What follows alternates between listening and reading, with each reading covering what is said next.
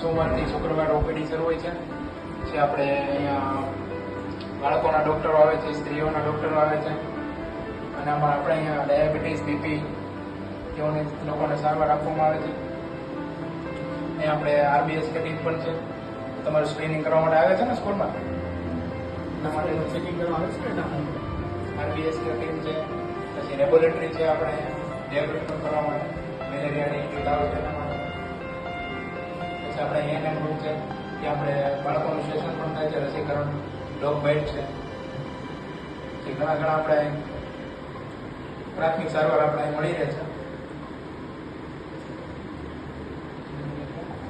આપણી પાસે સ્ટેથોસ્કોપ ન હોય આધારમાં તો આપણે કાનડાને ચેક કરવાનું કે ધબકાર આવે છે કે નહીં. ના આવતો હોય તો સીપીઆર આપવાનું. ખ્યાલ છે સીપીઆર કોઈને? ઠીક છે. પછી આપણી મોં વાટે શ્વાસ અંદર દેવાનો છે, બરોબર છે. અને શ્વાસ છે ને આપણે એક ધારો સીપીઆર આપવાનો છે ત્યાં સુધી WBC છે. પછી મેલેરિયાની તપાસ છે, ડેન્ગ્યુની તપાસ છે.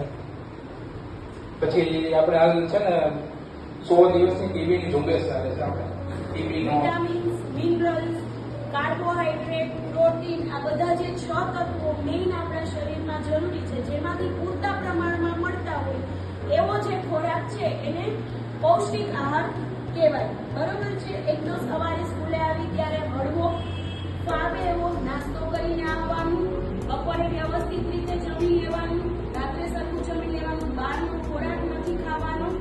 બરોબર છે. સીઝન પ્રમાણે, જેમ કે અત્યારની સીઝન છે, અત્યારે આઈસ્ક્રીમ ખવાય નહીં. બરોબર. ઉનાળામાં ખવાય. અને આપણે જે તમે રસીઓ આપવામાં આવે છે, તમને અહીંથી લેવામાં આવે છે ને, આવે છે ને લેવા. રસીઓ પણ અહીં સાચવવામાં આવે છે. એનું તાપમાન છે એ આપણે જાળવવાનું હોય છે. તમારે વિજ્ઞાનમાં, સાયન્સમાં ભણાવવામાં આવશે કે અમુક જે વેક્સિન છે, કેમિકલ છે કે એનું કેટલા કરે છે યાદ છે કે નથી? આપણે અહીંયા ઘણી બધી વેક્સિન અપાતી હોય છે.